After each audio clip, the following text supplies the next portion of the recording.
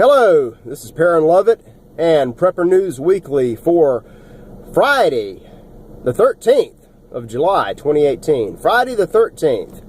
And tomorrow is July 14th, which is going to be the 1-year anniversary of Prepper News Weekly, the video series.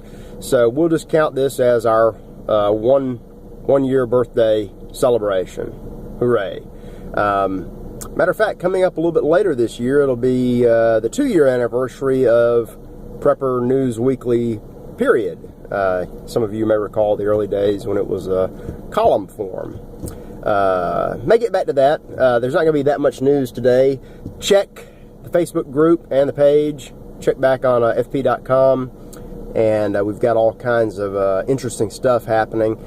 There's actually a lot of good news all over the place. The prepper survivalist set kind of, not saying we dwell on or make our living on bad things. It's necessary to prepare for them, but we tend to ignore some of the good things that happen. And there's been good news all over the place.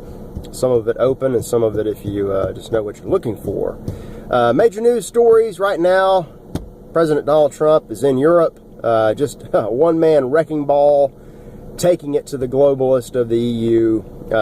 I wanted to pull up the cover of today's Sun newspaper out of England.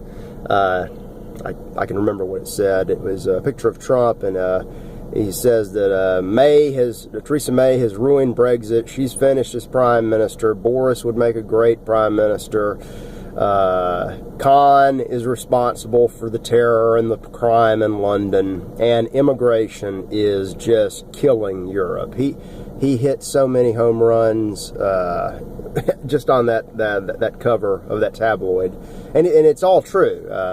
But I think this stuff, especially in Europe, is about to swing around and turn into really good news. Other news, I've got to go into the Facebook page and stop a story from coming out or change it. Yesterday or 2 days ago, Stormy Daniels was back in the news, arrested in Ohio. And my take on the arrest was that it was just a complete ridiculous waste of time and money on the part of the police. And sure enough, they dropped the charges almost as soon as they were filed, because apparently this ridiculous Ohio law doesn't even apply to Stormy Daniels. And they probably knew that before they filed the charges and arrested her. But anyway, laws. There's always the law of unintended consequences, which people just never seem to grasp, even though it always comes up and tries to bite. Anyway, government, law, bad news. Maybe the most interesting, and this is not related to survivalism. Well, actually it is related to survival, but not survivalism and not preppers, and not really even to human beings. It's about the survival of microbial alien life.